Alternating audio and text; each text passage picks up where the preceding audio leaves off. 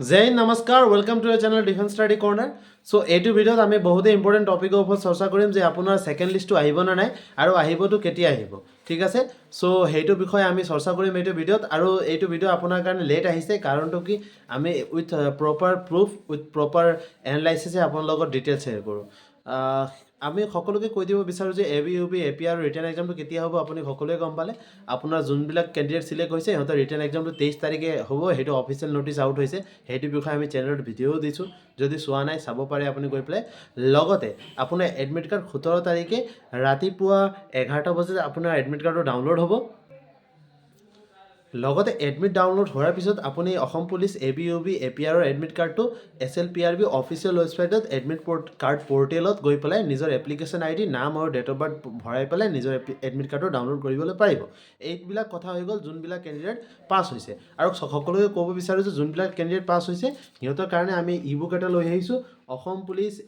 Selection e book. এইটো e বুকত আপুনি Assam part, Indian part, Assam and static GK, English most important topic, maths most important topic, reasoning most important topic, লগতে previous year paper পাব। আৰু এইটো e book দুটাই লেংগুৱেজত available, English and Assamese. So' এইটো ই বুক আপোনাৰ কাৰণে বহুতেই ভাল হ'ব লাষ্ট 5 ডেজৰ কাৰণে, ঠিক আছে। কাৰণ এইটো ই বুকত আমি বহুতেই কনচাইজ কৰি পেলাই একদম ইম্পৰ্টেণ্ট কুৱেশ্যন, আৰু যোনটো আপোনাৰ কাৰণে বহুতেই ইম্পৰ্টেণ্ট হ'ব লাষ্ট 5-6 দিনত, যোনটো আপুনি ৰিভাইজ কৰিব পাৰে। বেছিছে বেছি এইটো ই বুকত আপোনাৰ 300 to 400 কুৱেশ্যন হ'ব, তাতকৈ বেছি একো নাই, ঠিক আছে। চ' আপোনাৰ কাৰণে বহুতেই হেল্পফুল হ'ব। যদি ল'ব বিচাৰে ডিছক্ৰিপশ্যনত আপুনি লিংক আছে, ক্লিক কৰিব পাৰে, হোৱাটছএপত জইন কৰিব পাৰে, নহ'লে নম্বৰ আছে তাত গৈ পেলাই হোৱাটছএপত মেছেজ কৰিব পাৰে, ঠিক আছে। সেইটো হৈ গ'ল যোনবিলাক কেণ্ডিডেটে পাছ কৰিছে। এতিয়া কথা পাতোঁ যোনবিলাক কেণ্ডিডেট পাছ কৰা নাই। অসম পুলিচ এবি ইউ বি এপিআৰৰ গ্ৰেড 3 লেভেলৰ কনষ্টেবল লেভেলৰ এক্সাম দিছিলে, কিন্তু আনকুৱালিফাইড হৈছে, কাট অফটো পাৰ কৰিব পৰা নাই। সেইবিলাক কেণ্ডিডেটৰ কাৰণে কি কৰিব লাগিব, আপুনি নিজৰ যোনটো মটিভেশ্যন আছে সেইটো মটিভেশ্যন আপ ৰাখিব। বিকজ এবাৰ লাষ্ট চান্স নহয়, নেক্সট টাইম চান্সো আপুনি পাব ইয়াৰ পিছতো, যিহেতু পোষ্ট আহি থাকিব। এতিয়া আমি কথা পাতোঁ যে আপোনাৰ যোনটো এক্সাম আছে সেইটো এক্সাম 23 তাৰিখে হোৱাটো ফিক্স হৈ গ'ল, কনফাৰ্ম হৈ গ'ল। ইয়াৰ পিছতো আপোনাৰ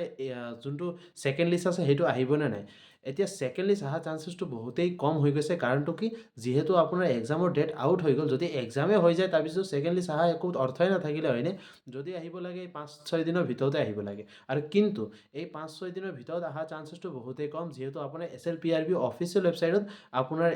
এক্সামৰ ডেট আউট হৈ গৈছে। চ' এইটো কথা আমি সকলোৱে গম পাওঁ যে কাট অফ বহুত হাই গৈছে, বিকজ বহুত ডিষ্ট্ৰিক্টৰ কাট অফ আনইমেজিনেবল গৈছে, আনবিলিভেবল গৈছে, যোনটো ভাবিব নোৱাৰা কাট অফ হয়। কিন্তু সেইটো কাট অফ যোৱা কাৰণ বহুত হ'ব পাৰে, ঠিক আছে। যদি আপুনি ভাবে সেইটো কাৰণ কি হ'ব পাৰে, এটা দুটা আপোনাক মই এক্সপ্লেইন কৰিব বিচাৰোঁ। বিকজ বহুত মানুহে বহুত কথা ক'ব, কিন্তু তাৰ মাজেদি আপোনাৰ লগতো মই একদম ৰিয়েল ফেক্টৰ শ্বেয়াৰ কৰাটো ইম্পৰ্টেণ্ট। বিকজ যোনটো লিগল হয় সেইটো কথা আপুনি জানিব লাগে, ঠিক আছে। এতিয়া যেতিয়া কিবা এটা পষ্টৰ কাৰণে এপ্লাই হয়, সেইটো পষ্টৰ কাৰণে পাৰ্টিকুলাৰ ডিষ্ট্ৰিক্ট বা পাৰ্টিকুলাৰ এৰিয়া য'ত এপ্লাই হয় সেইটো এৰিয়াত সেইটো পষ্ট কিমান আছে, প্ৰথমতে সেইটো মেটাৰ কৰে কাট অফৰ কাৰণে। ছেকেণ্ড কথা মেটাৰ কৰে সেইটো পষ্টৰ কাৰণে কিমানজন মানুহে তাত এপ্লাই কৰিছে, ঠিক আছে। ঠিক আছে, যদি কিমানজন মানুহে এপ্লাই কৰিছে তাৰপিছত কি হ'ব, তাৰপিছত সেইটো পষ্টৰ কাৰণে প্ৰথম ষ্টেজ, যোনটো ষ্টেজৰ কাৰণে কাট অফ আহিব সেইটো ষ্টেজত, ধৰক প্ৰথম ষ্টেজ ইয়াত কি আছিলে অসম পুলিচত, ফিজিকেল এক্সামিনেশ্যন, ৰানিং, জাম্প, হয়নে, PET PST, physical efficiency test and physical standard test, সেইটো প্ৰথম ষ্টেজ। চ' প্ৰথম ষ্টেজত কিমান মানুহে পাৰ্টিচিপেট কৰে, কিমান মানুহে সেইটো এক্সামটো দিয়ে, লগতে পাৰফৰ্মেঞ্চ কেনেকুৱা সিহঁতৰ, সেইটো ডিপেণ্ড কৰে। এই তিনিটা বস্তু আপুনি চাব লাগিব, number of post on the particular space or particular ডিষ্ট্ৰিক্টত কিমান পোষ্ট আছে, লগতে কিমানজন মানুহে এপ্লাই কৰিছে আৰু পাৰফৰ্মেঞ্চ কেনেকুৱা। যদি তাত এভাৰেজ মানুহৰ পাৰফৰ্মেঞ্চটো ভাল থাকে, কট অফ সদায় এভাৰেজ লোৱা হয়। এভাৰেজ মানে এটা ডিষ্ট্ৰিক্টত যদি 10জন মানুহে দৌৰিছে, 10জন মানুহে 30-30কৈ পাইছে, তেনেহ'লে 10জন মানুহৰ 30ৰ যদি এভাৰেজ ওলোৱা যায় তেনেহ'লে 30 এভাৰেজ ওলাব। সেইটো হিচাপত এটা এভাৰেজ সীমা এটা লোৱা যায়। কাট অফ মানে কি এটা সীমা, সেইটো সীমাৰ ওপৰত থকা মানুহবিলাকে যদি তাতকৈ সেইটো সীমাতকৈ ওপৰত আপোনাৰ নম্বৰ আছে, তেনেহ'লে you are selected for the next stage. যদি সেইটো সীমাৰ বৰাবৰ নম্বৰ আছে তেনেহ'লে আপুনি নেক্সট ষ্টেজত কোৱালিফাই কৰিব, নহ'লে যদি তাতকৈ কম আছে তেনেহ'লে আপুনি আনকোৱালিফাই কৰিব নেক্সট ষ্টেজৰ কাৰণে। যেনেকৈ যদি আমাৰ কোনোবা ডিষ্ট্ৰিক্টৰ যদি 34, যোনটো তামোলপুৰ ডিষ্ট্ৰিক্টৰ 34 কাট অফ মাৰিছে, যদি 34তকৈ বেছি নম্বৰ আছে আপুনি কোৱালিফাই আছে নেক্সট ষ্টেজৰ কাৰণে, সেইটো সমান আছে তেনেহ'লে কোৱালিফাই। কিন্তু তাতকৈ কম যদি 1 পইণ্টো আছে, 0.1ও আছে, তেনেহ'লেও আপুনি নেক্সট ষ্টেজ দিবলৈ নাপাব বুজি পাইছে বস্তু চ' বহুত কেণ্ডিডেটৰ তেনেকুৱা হৈছে 0.1 0.2 0.05 সেইটো কাৰণে সিহঁতে নেক্সট ষ্টেজটো দিবলৈ পোৱা নাই সেইটো বহুতে বেয়া লাগে বিকজ বহুত বছৰ সিহঁতে প্ৰেক্টিছ কৰি আছে বহুত বছৰ নিজৰ প্ৰেক্টিছটো চলাই আছিলে এক্সামৰ কাৰণে প্ৰিপেৰেশ্যন কৰি আছে সিহঁতৰ এটাই এম আছিলে যে সেইটো এক্সামত উপনীত হওক আৰু সেইটো যোনটো ইউনিফৰ্মৰ কাৰণে ইমান হাৰ্ডৱৰ্ক কৰিছে সেইটো ইউনিফৰ্মটো লগাবলৈ পাওক কিন্তু সেইটো যোনটো সিহঁতৰ সপোন আছিলে সেইটো সপোনটো পূৰা নহ'ল সেইকাৰণে সিহঁতৰ মনটো বহুত বেয়া লাগিব সেইটো সময়ত সেইটো একদম স্বাভাৱিক কথা কিন্তু এটা কথা মনত ৰাখিব লাগে যে চান্স সদায় এটাই নাহে ইয়াৰ পিছতো আপুনি চান্স পাব হয়নে পোষ্টটো আহি থাকিব 26 27 28 29 30 পোষ্ট আহিব 100% চিয়'ৰ সেইটো সময়তে আপুনি চান্স পাব কিন্তু মনটো বেয়া কৰিব নালাগে ডিম'টিভেট হ'ব নালাগে মটিভেশ্যন সদায় আপ থাকিব লাগিব যেতিয়া আপোনাৰ মটিভেশ্যন আপ থাকিব চ' সেইটো এটা কথা আৰু তাৰপিছত মই আৰু এটা কথা সকলোকে ক'ব বিচাৰোঁ যে আপুনি যিমানে আনকুৱালিফাই হৈছে সেইবিলাকে নিজৰ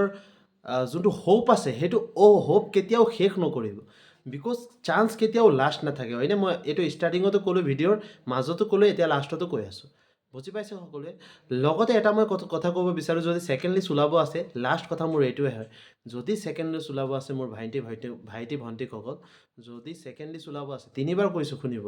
কাৰণটো কি 3বাৰ কোৱা যদি ছেকেণ্ড লিষ্ট ওলাব আছে 4 নম্বৰ বাই এইটো 100% এইটো 3-4 দিনৰ ভিতৰতে ওলাব সেইটো মনত ৰাখিব এক্সাম হোৱাৰ পিছত ছেকেণ্ড লিষ্ট নোলায় এক্সাম হোৱাৰ দুদিন আগত ছেকেণ্ড লিষ্ট নোলায় এইটো নেক্সট 3 ডেইজতে আপুনি ছেকেণ্ড লিষ্ট পাব চ'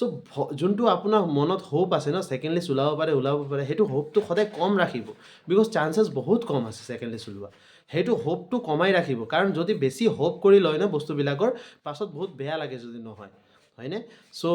এইটো কথা মনত ৰাখক যে মোৰ এইবাৰ হোৱা নাই ন নেক্সট টাইম মোৰ 100% হ'ব হয়নে চ' নিজৰ হোপটো সদায় হাই ৰাখিব আৰু মই কথা যোনবিলাক মানুহে যিকোনো কথা কয় সেইটো মেটাৰ নকৰে মই আপোনাৰ লগতে ৰিয়েল পাৰ্চপেক্টিভ শ্বেয়াৰ কৰি আছোঁ যিমানে যি কথা কয় সেইটো বাদ দিয়ক কোনে ইউটিউবাৰে কি কৈ আছে কোন মানুহে কি কৈ আছে ফেচবুকত ইউটিউবত ইনষ্টাত হোৱাটছএপত কি কৈ আছে মেটাৰ নকৰে লাষ্ট কথা এইটোৱে হয় যদি ছেকেণ্ড লিষ্ট ওলাব পাৰে তেনেহ'লে 3 দিনৰ ভিতৰত ওলাব যদি 3 দিনৰ ভিতৰত নোলায় ভাইটি ভণ্টিসকল ছেকেণ্ড লিষ্ট কেতিয়াও নোলায় ঠিক আছে সেইটো কথা বুজিলে সকলোৱে আৰু যদি আপোনাৰ কাৰণে যিকোনো বস্তু ভাল হয় যদি ছেকেণ্ড লিষ্ট ওলোৱা আপোনাৰ কাৰণে ভাল হয় যদি নোলোৱা আপোনাৰ কাৰণে ভাল হয় যদি কাট অফ কমি পেলাই নৰ্মেলাইজ কৰি পেলাই আপোনাৰ কাৰণে বেলেগ এটা লিষ্ট ওলাই দিয়া ভাল হয়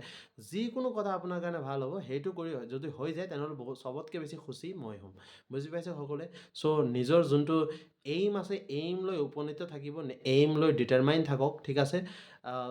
বেলেগ একো নাভাবিব ডিম'টিভেট নহ'ব ঠিক আছে নিজৰ এইমক ডাইভাৰ্ট নকৰিব সেইটো মেইন কথা আৰু তাৰ ভিতৰতে আৰু এটা লাষ্ট কথা ক'ব বিচাৰোঁ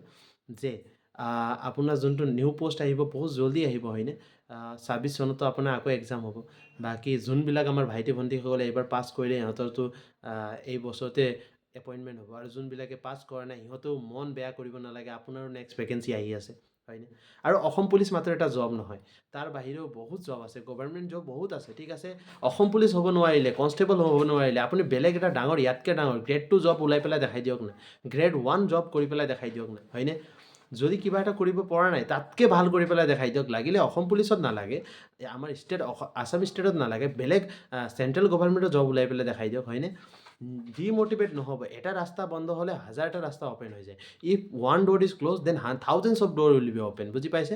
এটা दरवाजा बंद हो एक अगर दरवाजा बंद होता है तो उससे 10 दरवाजे खुल जाते हैं समझ रहे हो बात সেইটো হয় কথা সেইকাৰণে ডিম'টিভেট নহ'ব আৰু লাষ্টত ক'ব বিচাৰোঁ যে আপোনাৰ যোনটো ছেকেণ্ড লিষ্টৰ যোনটো টেনশ্যন আছে সেইটো টেনশ্যনটো ৰিলেক্স কৰক ওলালে আপোনাৰ কাৰণে ভাল হ'ব নোলালেও আপোনাৰ লাষ্ট এটেম্প নহয় এইটো হয় মই গম পালোঁ এজ হিচাপত লাষ্ট এটেম্প কিন্তু লাইফৰ লাষ্ট এটেম্প নহয় লাইফে আপোনাক থাউজেণ্ডছ অফ এটেম্প দিব ইয়াৰ পিছতো গম পাইছে সেইটো মনত ৰাখিব লাষ্টত যোনবিলাক ভাইটিয়ে ABUB এক্সাম দিছে ৰিটেন এক্সাম আৰু ই বুক ল'ব বিচাৰে আকৌ মই কৈ আছোঁ লাষ্টত আমি যোনটো ই বুক লঞ্চ কৰিছোঁ আপোনাৰ সকলো কাৰণে ৰামবান হ'ব লাষ্ট 6 দিনত আপুনি ৰিভাইজ কৰি পেলাই শেষ কৰিব পাৰিব ডেছক্ৰিপশ্যনত আপুনি ই বুকৰ পে'মেণ্ট লিংক পাই যাব নহ'লে নম্বৰ পাই যাব আপুনি তাত মেছেজ কৰিলে হ'ল হোৱাটছএপত গৈ পেলাই সেইটো নম্বৰত আমি ৰেগুলাৰলি আপোনাক তাৰ বিষয়ে জনাই যাম যে ই বুক কেনেকৈ ল'ব লাগে কেনেকৈ ল'ব নালাগে কি কৰিব লাগিব ই বুক ল'বলৈ চ' আপুনি আমাৰ লগত কানেক্ট হ'ব পাৰিব ঠিক আছে আৰু লাষ্টত সেইটোৱে ক'ব বিচাৰোঁ ডিম'টিভেট নহ'ব মটিভেট থাকক জয় হিন্দ জয় ভাৰত